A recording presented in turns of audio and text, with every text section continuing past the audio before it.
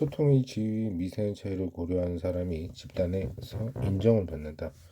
소통에서 미세한 에, 소통에서 지위의 미세한 차이를 고려한 사람이 집단에서 인정받는다. 지위 미세한 차이를 고려한다는 뜻은 언제나 어떤 표현 방식을 적합하고 어, 어떤 언어 수준이 기대되며 어떤 내용을 언급해도 되는지를 아는 것이다.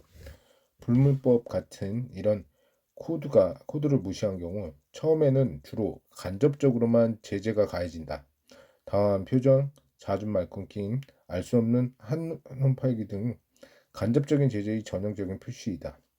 직설적인 비판이나 더 나아가 대화의 중단은 드물게 나타난다. 모든 상황에서 바르게 처신한다는 뜻은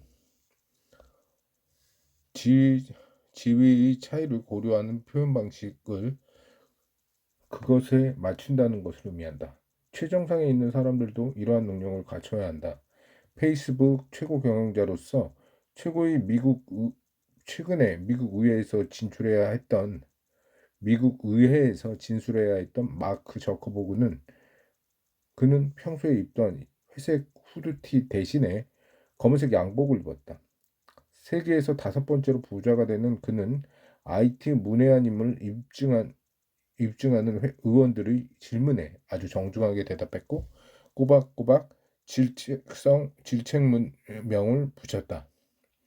직책명을 붙였다. 감사합니다, 의장님. 그리고 무조건적으로 자신의 실수를 인정했다. 저희 실수입니다. 유감스럽게 생각합니다. 페이스북을 창립하고 운영하는 사람으로서 지금 발생한 일의 책임은 전적으로 제게 있습니다. 저커버그의 이러한 태도는 지위의 감수성이 모범이었다. 워싱턴 포스트가 다음과 같이 논평했다. 저커버그는 전통과 의례를 안다. 그는 지배층이 무엇을 중시하는지를 안다. 역량과 경제력은 많은 것을 가능하게 하지만 모든 것을 가능하게 하지는 않습니다. 또한 얼마나 성공하느냐와 상관없이 우리는 모두의 주변이 허용하고 승인하는 것에 좌우된다. 의견을 거르지 않고 표현해도 되는가? 아니면 신중한 사람으로 비추는 것이 더 현명할까? 다른 사람들이 우리의 환희에 기꺼이 동참하는가? 아니면 우리가 성공을 자랑한다고 생각하는가? 모든 것은 상황과 상대방에게 달렸다. 보르디에우는 이것을 파악하는 능력을 수용 감각이라고 불렀고 그것을 기본적으로 여겼다. 무엇을 말해도 되는지 힘 있는 사람이 정한다. 그리고 영리한 사람은 힘이 있는 사람의 피리에 맞추어 자연스럽게 춤을 춘다. 당신이 속도 위반 단속에 걸렸다고 한번 가정해보자. 고작 시속 10km 정도 더 빠르게 달린 게 아님은 당신도 알고 경찰도 안다. 당신이 사회적 지위가 경찰관보다 더 높더라도 이때는 모든 권한이 경찰관에게 있다. 당신은 순순히 면회증을 내줘야 하고 책임을 모면하려는 것은 어리석은 시도이다. 소통이 어떻게 작동하는지 아는 사람은 형식을 지키고 위압적인 태도를 버린다. 이러한 상황 적응 능력에는 감성 지능이 필요하다. 거의 모든 사회관계는 차이와 얽혀 있다. 사회적 위치 혹은 나이에서 차이가 생긴다. 우리는 말하거나 말하지 않거나 신중하게 말함으로써 차이를 없앨 수 있다. 우리는 기꺼이 그리고 자동으로 그렇게 한다. 수용 감각이 조금이라도 있는 사람이라면 아들이 유급 소식을 방금 들은 부모님 앞에서 제 자식이 1등 성적을 자랑하지는 않을 것이다. 그렇게 하지 않는다면 상황에 적응하기 어려울지도 모른다. 특히 상대의 손에 자신의 안녕을 좌우할 열쇠가 있으면 더 힘들 것이다. 오늘날 정중한 태도는 여전히 요구되고 높이 오를수록 더욱 많이 요구된다. 이것은 성공한 사람들이 아니라 중산층에게 더 낯선 사고이다. 사람들은 매너를 지킨다. 인사를 하고 다른 사람에게 발언권을 주고 상호 관계에 이어질 수 있는 행동을 한다. 그러나 평등과 눈높이를 중시하는 중산층에서는 형식적인 행동 방식이 경직된 태도 혹은 심지어 과장된 굴욕으로 통한다. 스웨덴과 캐나다처럼 거리를 두지 않는 곳이 굳이 격식을 갖춰 존칭을 쓰는 것이 무슨 의미가 있을까? 누가 누구를 먼저 소개하느냐? 어째서 중요한 걸까? 대화 중 잠깐 스마트폰을 보는 게 그렇게 무례할까? 당연히 어떤 것도 생사를 좌우하지는 않는다. 하지만 상류층들은 다르게 생각한다. 최정상 리그에서는 섬세한 관계의 형식은 존중과 교양의 문제이고, 그래서 자신을 긍정적으로 돋보이게 하는 완벽한 방법이다. 중산층이 축축하는 것과 다르게 상류층에서는 상호작용은 아첨이나 자의식 부족과는 거리가 멀다. 오히려 자의식이 높아서 그렇게 한다. 다른 사람을 존중함으로써 그들과 같은 수준임을 드러내고 품격을 높인다. 이 의견에 무조건 동조하지는 않아도 된다.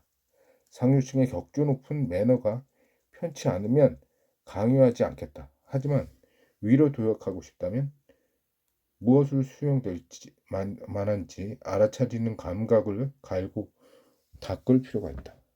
도약에 도움이 되었던 행동 방식이 목적지에서 부적합한 것으로 판명된다.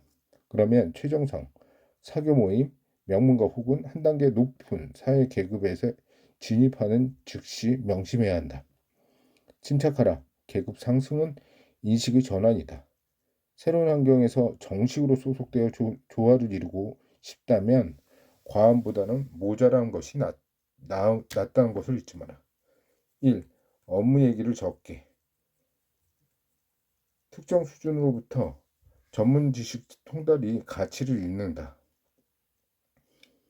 사회 피라미드의 꼭대기에서는 전문 역량이 그다지 중요하지 않다. 수석가 전체를 보는 안목이 훨씬 더 중시된다. 이런 안목은 스몰 토크뿐만 아니라 전체 사회의 발전에 논하는 대화에서도 당신들이 가장 잘 돋보이게 한다. 설명은 적게.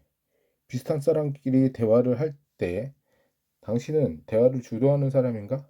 더 높이 올라간 뒤에는 조금 물러나 있을 것을 권한다.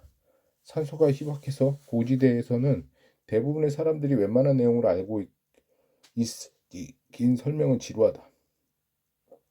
남자가 여자에게 쓸데없이 세상을 가르치려 하는 이른바 맨스플레인은 또 여기에 속한다. 3. 폭로를 적게. 유명인이 아니라 엘리트들은 사생활을 지킨다. 그들에게 새로운 접근은 친숙한 사람과의 편리한 교류를 해칠지 모르는 위험을 뜻한다. 그러므로 당신의 입이 아주 무겁다는 신호를 보내라. 남의 험담을 절대 하지 말고 유명인과 잘하는 것처럼 함부로 이름을 들먹이지 말며 아주 사소해 보이는 정보라도 경솔하게 전달하지 마라. 네덜란드 오스트버크에서 열리는 빌더메르크 회의.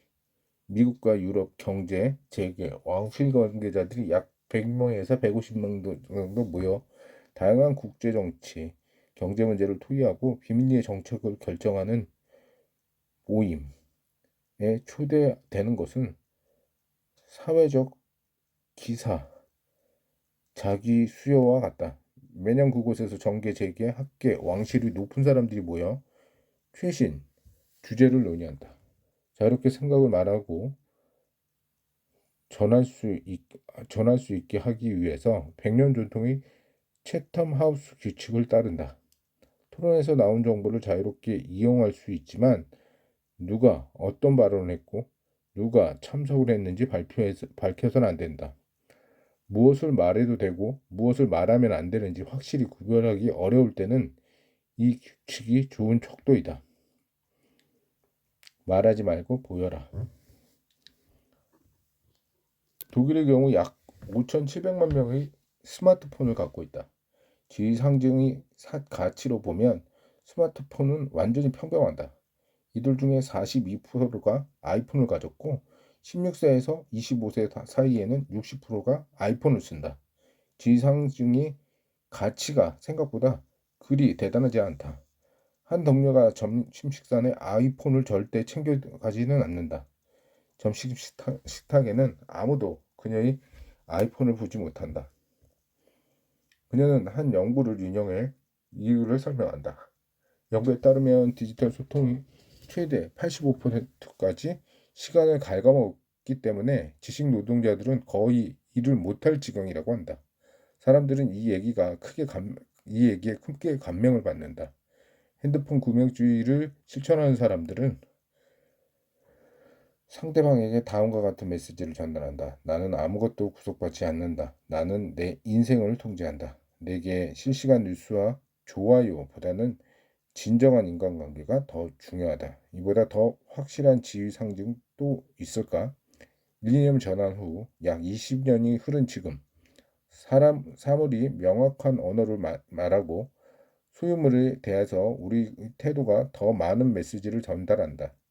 제품과 지위의 상징이 인플레이션과 함께 고급 포도주, 비싼 자동차, 명품 조건부로만 구별짓기에 적합해졌다. 이런 지위의 상징은 적은 돈을 내고도 비슷한 형식으로 얻을 수 있기 때문이다. 런웨이 스타일이 자라 매장이 걸려있고 고급 액세서리는 아울렛에 있다. 그 결과 모든 가정이 물건을 질식할 지경이다. 그래서 서구에서 차고 넘치는 하찮은 물건들은 자유로운 것이 물질 소비보다 더 많은 선망을 받는다. 물론 애초에 그런 걸 사지 않으면 더 좋다. 사물의 과잉 속에서 소박한 인테리어와 엄선된 소비가 새로운 형식의 고급스러움으로 각광을 받는다. 자발적인 금융은 가장 풍족한 사람들에게 가장 매력적이다. 독일 역사학자 쿠르트 메저가 설명하듯이 절제된 소비에서 고급 아비투스가 드러나는 이유가 두 가지다. 명백히 드러나는 공백은 소유와 하찮은 소유물을 수집의 포기를 상징적으로 보여준다. 또한 좋은 취향과 품격을 표시할 수 있다. 긴 설명보다 스타일이 우리의 가치관과 가능성에 더 잘 알린다. 골든글러브 4개, 에미넘상 8개, 그 외의 상 30개, 미국 HBO 드라마 커져버린 사소한 거짓말은 최근 몇 년 동안 가장 많은 상을 받은 드라마이다. 파라다이스 같은 해안 풍경과 해안에 인접한 고급 주택, 꾸미지 않은 듯 꾸민 언제나 멋진 모습의 헬리콥터 엄마, 원목 마루가 깔린 해변의 데크 테라스, 주방의 아일랜드 테이블, 가꾼 바나나 머핀, 사물들이 드라마의 배경이 말없이 알려준다. 모든 영화의 세팅이 보여주듯이 우리는 성공을 굳이 말로 표현하지 않아도 된다. 우리가 사용하는 물건을 보면 누구나 우리가 어떤 우리 취향과 사회적 계급을 쉽게 읽을 수 있다. 인정받으려는 과장된 노력은 헛되다. 소탈한 외형이 고급 아비투스에 속하기 때문이다. 지위 표시를 너무 노골적으로 내보이는 사람은 스스로 수준을 떨어뜨린 거다. 심리학에서 성공한 사람이 겸손한 자세를 카운터 시그널링이라고 부른다. 한 문장으로 기술하면 이렇다. 시그널링. 과시하지 않음으로써 과시한다.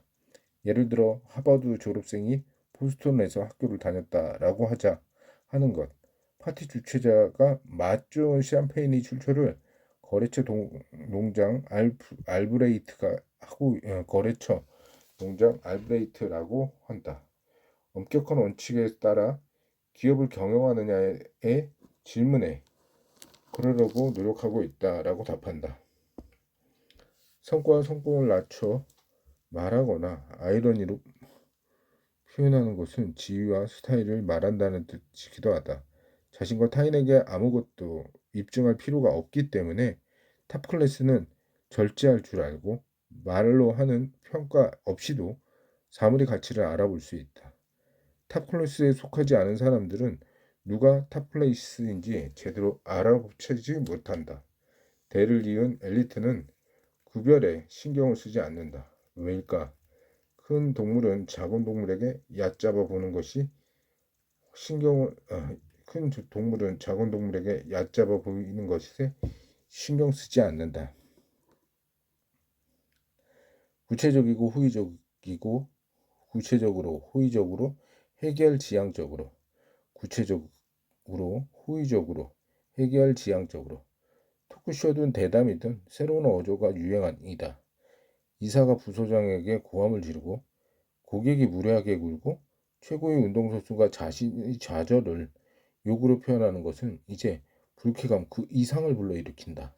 독일의 기자이자 칼럼니스트 마리에 발트브루크의 주장처럼 유명인은 과거보다 훨씬 외교적이고 훨씬 정중하고 훨씬 자상하게 변했다. 독일의 철학자 리하리트 다르트 프레이히트 역시 비슷한 현상을 목격했다. 오늘날 토크쇼에서 가장 중요한 것은 친절하고 다정한 태도 그리고 합의된 내용 이외에 절대 언급하지 않는 것이다.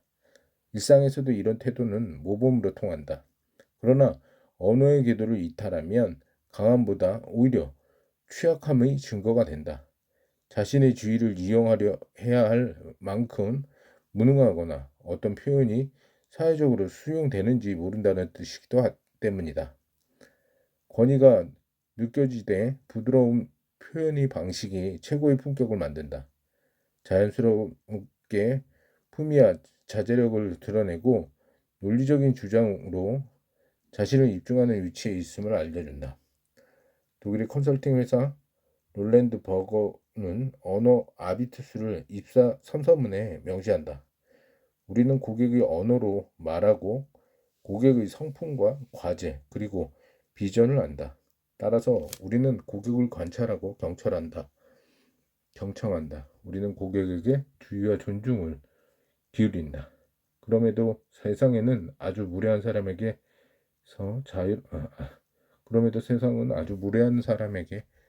자유롭지 못하다.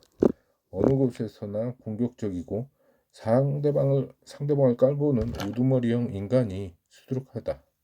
그렇더라도 어색한 분위기를 없애는 언어는 이상으로 통한다. 저절로 혹은 압박 속에서 적절한 언어 아비투스를 숙달한 사람이 주로 명성을 누린다.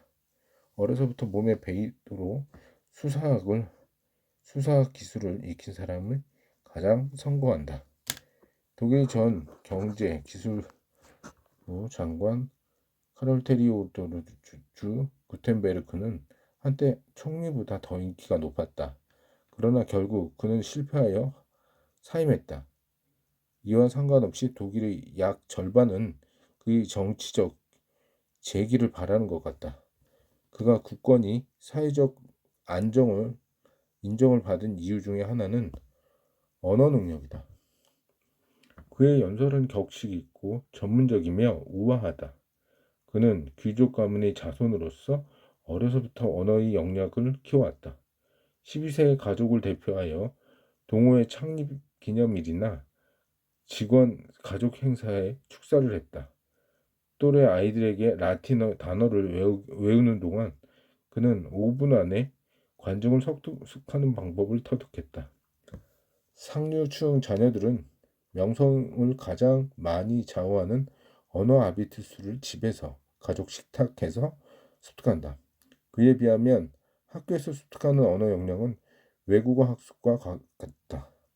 아무리 탁월하게 외국어를 구사하더라도 자신의 표현 방식이 정확한지 알 수 없어 불안하다. 중산층 자녀들은 어휘나 문법 면에서 상류층 자녀와 쉽게 수준을 맞출 수 있다. 심지어 특별히 더 선별적으로 말하는 경우가 많다. 그러나 그들의 소통 패턴은 상류층의 자녀와는 다르다.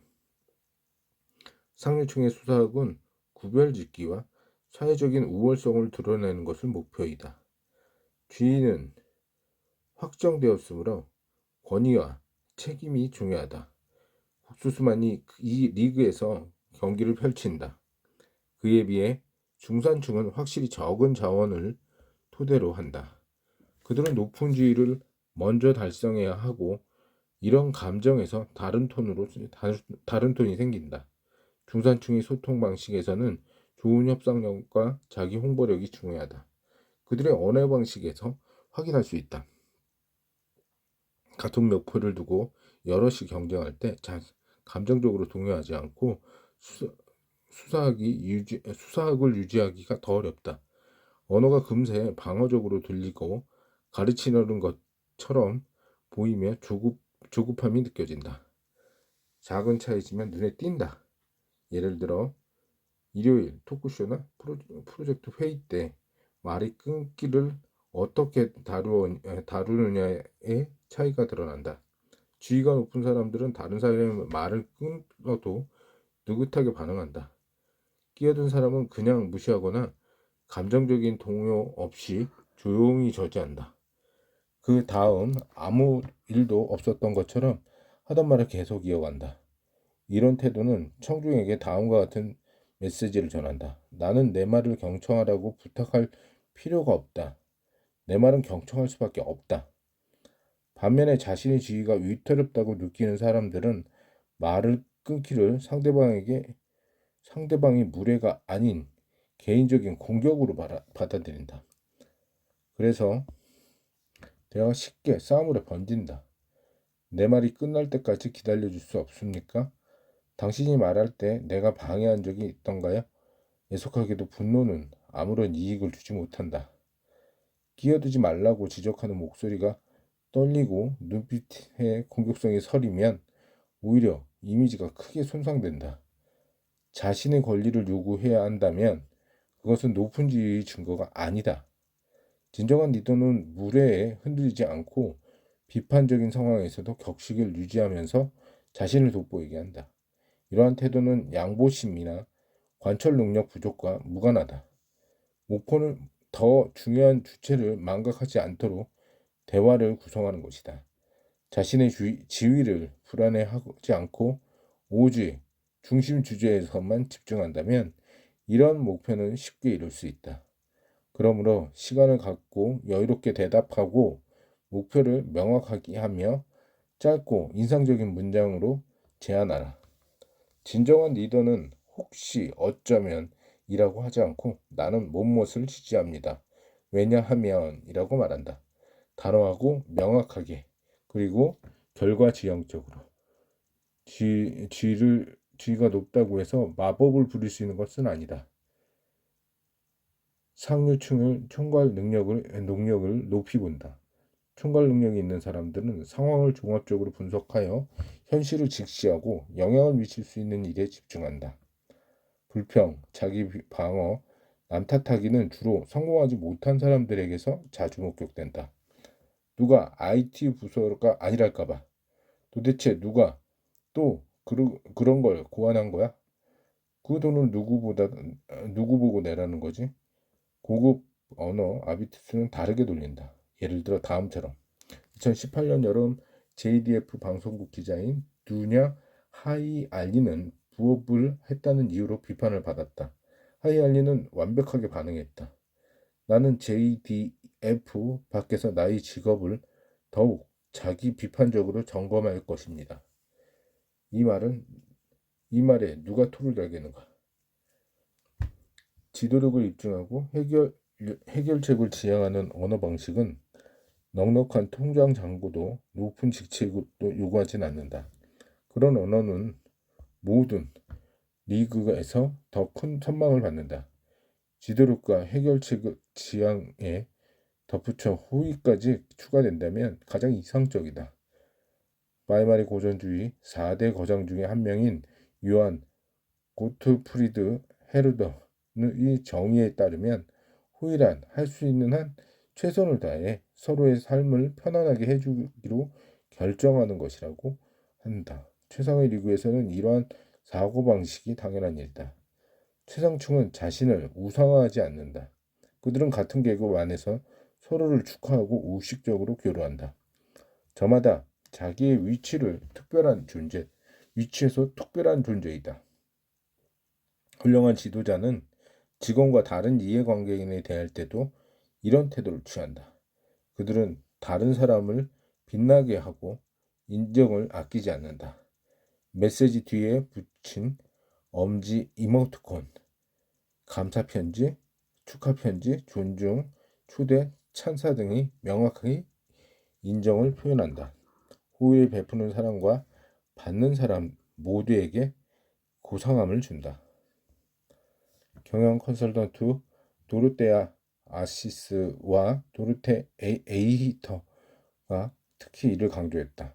다른 사람의 업적을 드러내어 크게 인정하는 태도는 자신감을 보여주고 결속력을 다집니다.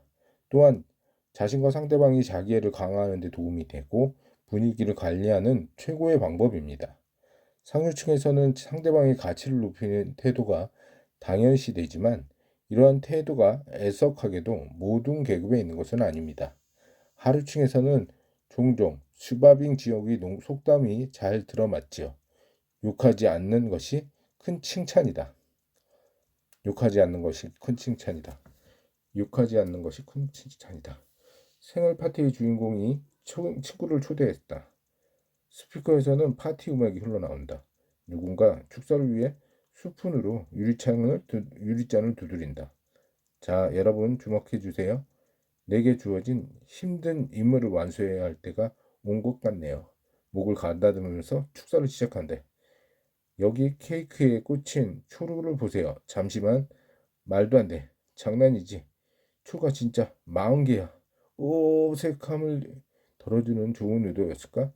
하지만 진솔한 축하의 말은 더 좋았을 것이다. 사랑하는 율리야, 우리 알고 지낸 지도 벌써 10년이 되었어. 너는 만날 때마다 시간이 빨리 흘러 아쉬웠어. 정말 세월이 빠른 것 같아. 내용은 명료하게, 목소리는 정중하게. 꼭대기에 앉은 사람들은 자신의 성과와 위치를 받고 싶어 한다. 비슷한 직책의 동료로부터, 특히 컨설턴트, 직원, 서비스업 종사자들로부터 그들이 바라는 것이 무엇보다 충성심과 조심성이다. 사회 꼭대기가 예스맨 클럽이라는 뜻일까? 그럴 위험이 존재한다는 것을 우리는 뉴스에서 미루어 짐작할 수 있다. 다음을 보여주는 사건이 어디 디젤 스캔들뿐인가? 말할 수 있는 것을 말하는 용기는 결코 당연한 일은 아니다. 말할 수 있는 것을 말하는 용기는 결코 당연한 일이 아니다. 어떤 땐 태도로, 어떤 땐 말로 실수를 저지른다. 독일 경영 컨설턴트 페더 클로이츠가 명확히 지적하고 있다. 질서에 순종하고 적응하는 체제 수능자가 병목 지점을 가장 수월하게 통과해 위로 올라간다. 스스로 결정하여 행동하고 남들과 의견을 다르거나 관습에 과감히 저항하는 사람들은 모든 문제의 원흉으로 간주된다. 까다로운 상황에서 입을 여는 사람이 직장이나 사회에서는 반드시 보상을 받는 건 아니다. 예를 들어 수술에서 수석 의사의 떨리는 손을 지적해 하는 레지던트, 비행기 조종실에서 기장의 결정에 의문을 제기하는 부기장, 공공기관의 절차상의 오류를 공개적으로 폭로하는 공무원, 개인적인 위험을 감수한다. 비웃음, 파면, 접근, 특정 환경에서 무엇을 말해도 되고 말하면 안 되는지 책임자에 의해서 엄격히 검열해야 된다.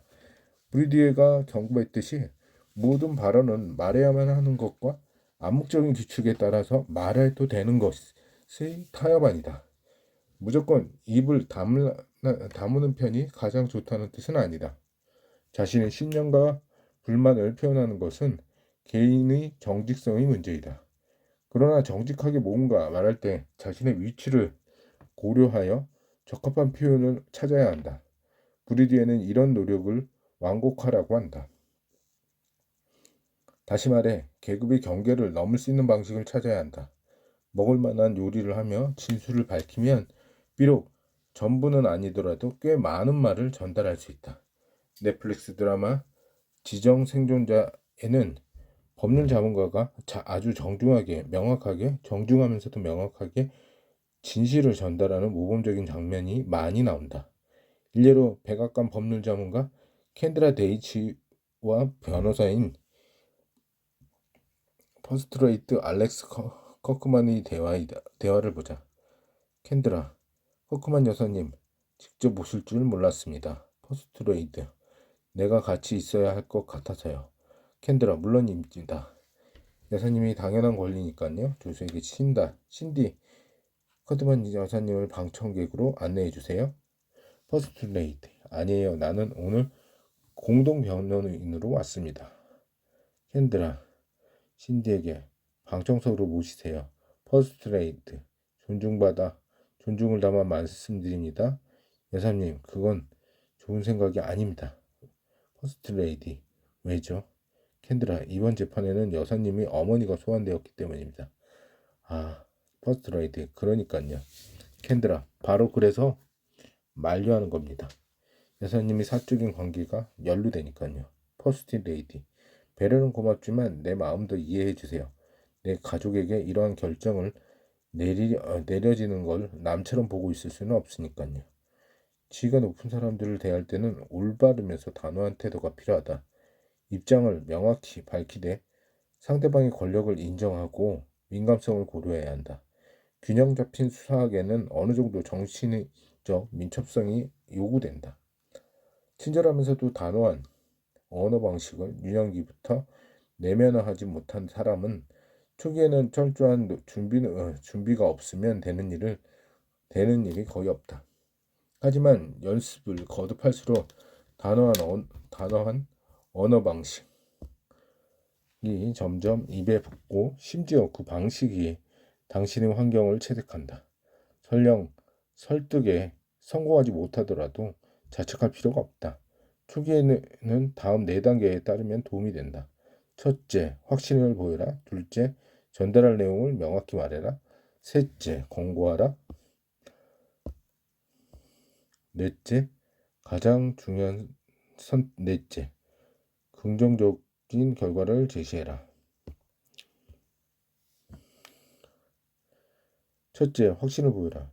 문제를 지적할 때는 1대1로 만나 말하고 목소리에는 여유가 느껴지게 발성하고 이해를 표현하고 정중한 호칭을 붙임으로써 상대방의 지위를 존중해라. 둘째, 전달하려는 내용을 명확히 말해라. 이때 써야 하는 표현 형식이 나 전달하는 법이다. 나는 그것을 좋은 생각이라고 여기지 않습니다. 혹은 나는 뭐뭇이 걱정됩니다. 셋째, 권고하라. 이 상황에서는 뭐뭇 하는 것이 좋습니다. 뭐뭇 하기를 권합니다. 그것이 목표에 부합한다고 생각합니다. 다음과 같은 표현을 피하는 것이 좋다. 우리가 뭐뭇 해야 하는 거 아닌가요? 혹은 어쩌면 그럴지도 모르잖아요. 이런 표현은 당신의 입장과 주장을 약화시킨다. 가장 중요한 네 번째, 긍정적인 결과를 제시하라. 당신의 제안이 어떠한 긍정적인 결과를 가져오는가, 상대방에게 어떠한 이익이 얻어지는가,